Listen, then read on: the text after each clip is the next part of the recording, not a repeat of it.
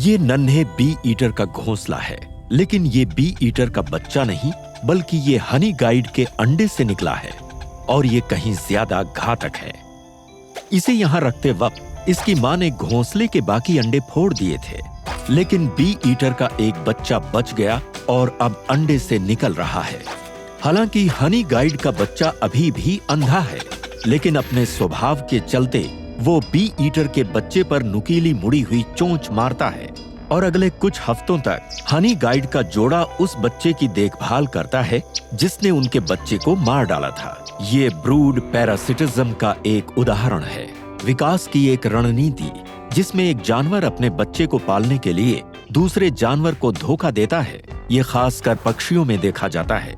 अपने अंडों को किसी अजनबी के घोंसले में रखकर ब्रूड पैरासाइट्स अपने बच्चे को पालने की बड़ी जिम्मेदारी दूसरों पर थोप सकते हैं। ब्रूड पैरासाइट्स के बच्चे अक्सर जल्दी निकलते हैं और सौतेले माँ बाप का पूरा ध्यान खींचते हैं। कुछ दूसरे चूजों को चोंच मारकर मार डालते हैं, जबकि दूसरे उनको घोंसले से धकेल देते हैं। वहीं कुछ प्रजातियां कम नुकसानदायक होती हैं। सभी ब्रूड पैरासाइट्स अपने होस्ट के बच्चों को एक साथ नहीं मारते। ब्राउन हेडेड काउबर्ड के बच्चे जोर से चिल्लाकर बार बार बड़ा मुंह खोलकर खाना मांगते हैं और होस्ट के बच्चों को खाने नहीं देते।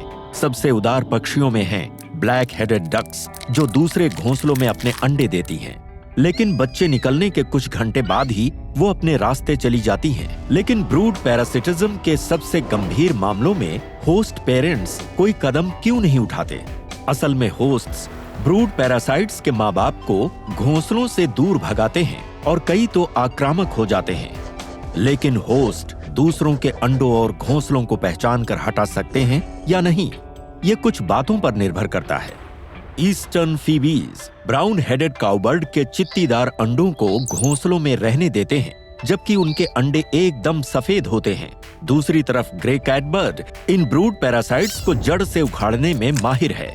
वो याद कर लेती है कि उसके घोंसले का पहला अंडा कैसा दिखता है, जो अक्सर उसका अपना होता है। किसी भी अलग अंडे को वो फेंक देती है। इससे इवोल्यूशन में बदलाव की एक स्पर्धा को बढ़ावा मिलता है, जिसमें ब्रूड पैरासाइट्स ऐसे अंडे विकसित करते हैं जो होस्ट के अंडों जैसे दिखते हैं। जो पक्षी पैरासाइट्स के अंडों को हटा देते हैं, उन्हें पैरासाइट्स के बच्चों के बारे में कुछ नहीं पता होता। रीड वॉबलर अपने से अलग दिखने वाले कोयल के अंडों को बाहर निकाल पाते हैं, लेकिन किसी अंडे से बच्चा निकल आए तो उसकी देखभाल करते हैं, उनसे 6 गुना बड़ा होने के बाद भी। कम ही पक्षी दूसरों के बच्चे हटाते हैं, फिर भी इसके कुछ रोचक उदाहरण हैं। अपने अंडों को सेते वक्त ऑस्ट्रेलिया की फेरी रेन एक अनोखे सुर में गाती है, जो उसके बच्चों के लिए एक पासवर्ड जैसा होता है।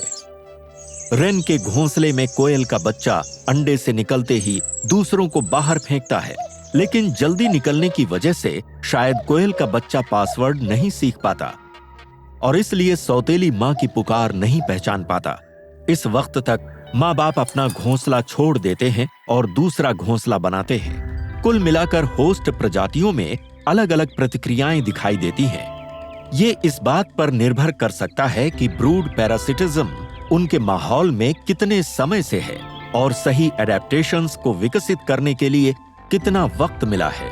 रिसर्च से पता चला है कि जो होस्ट पैरासाइट्स के अंडों को कम नकारते हैं, वो देखकर समझ जाते हैं कि कौन सा अंडा पराया है, पर वो नहीं जानते कि क्या प्रतिक्रिया करनी चाहिए। शायद इसलिए क्योंकि ब्रूड पैरासिटिज्म इवॉल्व होने से पहले प्रतिक्रिया देना शायद उतना मायने नहीं रखता होगा, और होस्ट एक पैरासाइट को पहचान भी ले तब भी उसे हटा देना शायद सबसे अच्छा उपाय ना हो।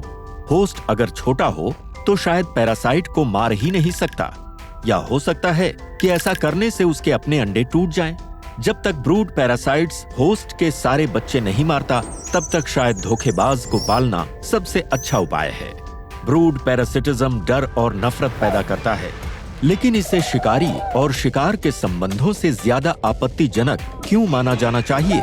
और क्या मानव नैतिकता को दूसरे जानवरों पर थोपना सही है, या फिर ये जानवरों से ज्यादा हमारे बारे में बताता है? चाहे जो भी हो, ब्रूड पैरासिटिज्म विकास में आए बदलाव का एक शानदार उदाहरण है। इस चैनल को सब्सक्राइब करना ना भूलें ताकि आप कुछ नया सीखने का मौका कभी न गंवाएं।